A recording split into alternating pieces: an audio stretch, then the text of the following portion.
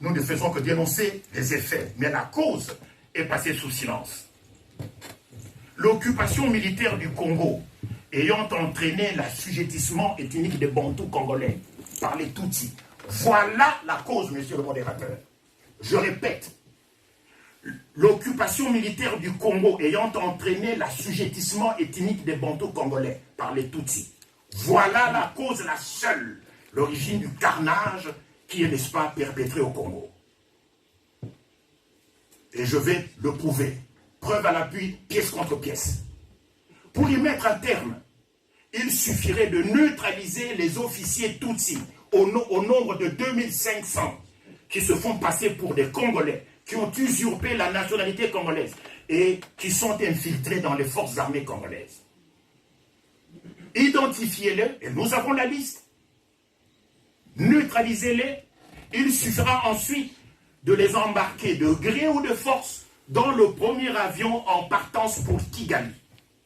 Dès l'instant où le train d'atterrissage de l'appareil aura quitté le sol congolais, aura quitté l'aéroport de Njili, l'occupation militaire du Congo prendra fin et avec elle toutes les conséquences funestes qu'elle a engendrées et que nous déplorons depuis 24 ans. Arrêtez de prendre les enfants du bon Dieu pour des canards sauvages. Le coût de l'opération que je viens de décrire, c'est-à-dire l'identification et la neutralisation de 2500 officiers Tutsis au sein des FARDC, leur embarquement à bord de l'avion, ne coûtera pas plus de 250 000 $. Une paille. Et pas une goutte de sang ne sera versée. Tout ça, c'est-à-dire les millions de morts, les atrocités et les horreurs perpétrées par les Tutsis au Congo, que nous déplorons pour la nationalité congolaise. Les gens sont convaincus que tout ceci, c'est parce qu'on a refusé aux Tutsis la nationalité congolaise. Tout à l'heure, l'orateur a parlé de Banyamulenge, j'espère que c'est une boutade. Moi, à 72 ans, je n'ai entendu parler de Banyamulenge qu'en 1972. C'est la Deus ex machina, c'est-à-dire une génération spontanée. Je n'y crois pas, moi, en matière de démographie. Donc, tout ça parce qu'on a refusé aux Tutsis la nationalité congolaise. Et les gens y croient, vraiment. Mais non! Je vais être grossier. Les Tutsis n'ont rien à foutre de la nationalité congolaise. Ils n'en ont rien à branler. Je ne serai pas plus grossier que ça. Mais alors pourquoi réclament-ils la nationalité congolaise? Mais c'est encore un piège. C'est encore un stratagème. C'est ce qu'ils appellent chez eux dans leur jargon le bouenge. C'est l'astuce qu'ils ont inventée pour, après avoir obtenu la nationalité congolaise, créer le Tutsiland, le foyer national Tutsi, le rêve séculaire des Tutsis. Créer le Tutsiland. Où ça? Dans les 2 provinces du Kivu. Là où se déroulent tous les massacres. N'est-ce pas? Donc, la vraie cause de ce qui se passe au Congo, c'est l'occupation militaire par les Tutsis de la République démocratique du Congo. Parce que dans les FARDC, il y a 2500 officiers Tutsis rwandais. Mettez-les à la porte du Congo, ils seront poursuivis plus tard par le tribunal et tout va se terminer du jour au lendemain. Excellences, distingués invités, mesdames et messieurs, chers amis belges, chers frères et chères sœurs congolais et africains, souffrez que je confesse l'élan de joie et que j'avoue le sentiment d'honneur que j'éprouve en ce moment, en ce jour et en ce lieu, devant votre présence pleine d'attente, de chaleureuse sympathie et sans doute aussi, je le reconnais, d'une certaine perplexité. La raison en est, je présume, l'intitulé même de mon exposé du jour, à savoir 9 arguments majeurs qui vident la notion et invalident l'expression Tutsi congolais. Je répète, 9 arguments majeurs, pas un de plus ni de moins. 9 arguments majeurs qui vident la notion et invalident l'expression Tutsi congolais.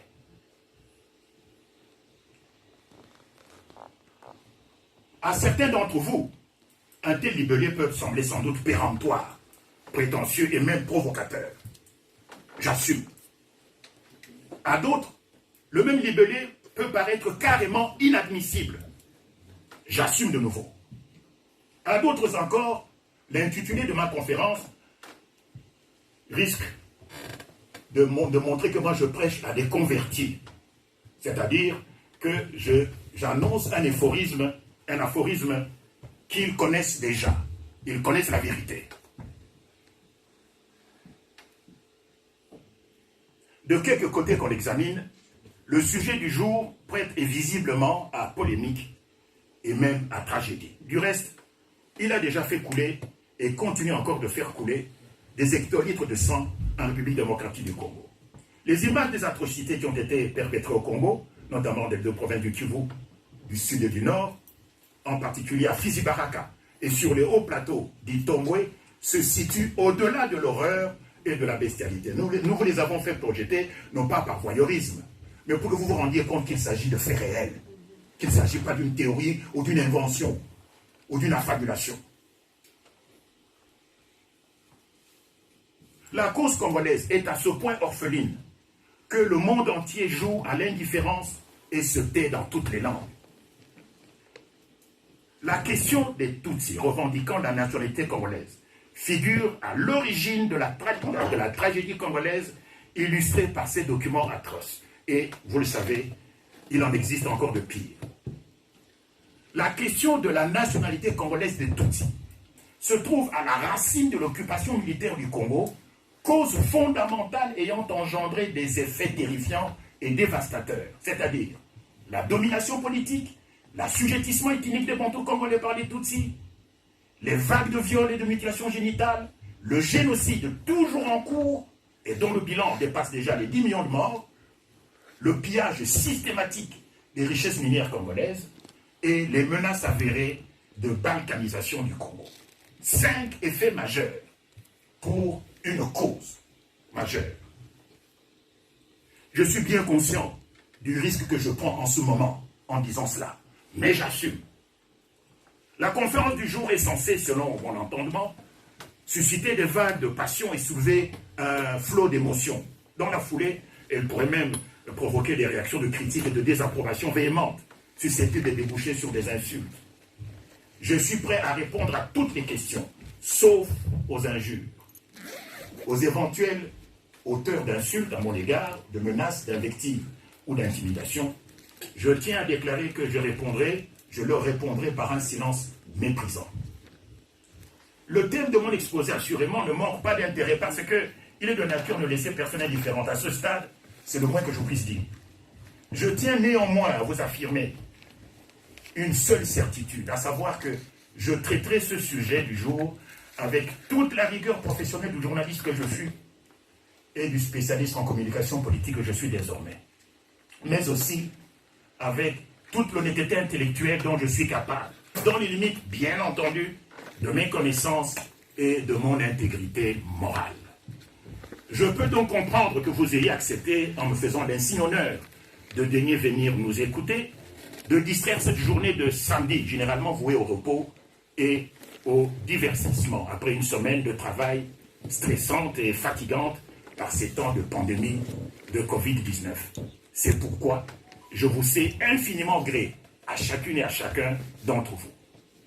Ma gratitude toute particulière va également à Blaise et à Luc, ainsi qu'à toute son équipe de bénévoles dévoués qui l'entourent et qui ont rendu possible la rencontre de ce samedi 26 septembre 2020 à Bruxelles, ainsi que, n'est-ce pas, aux gestionnaires de ce lieu.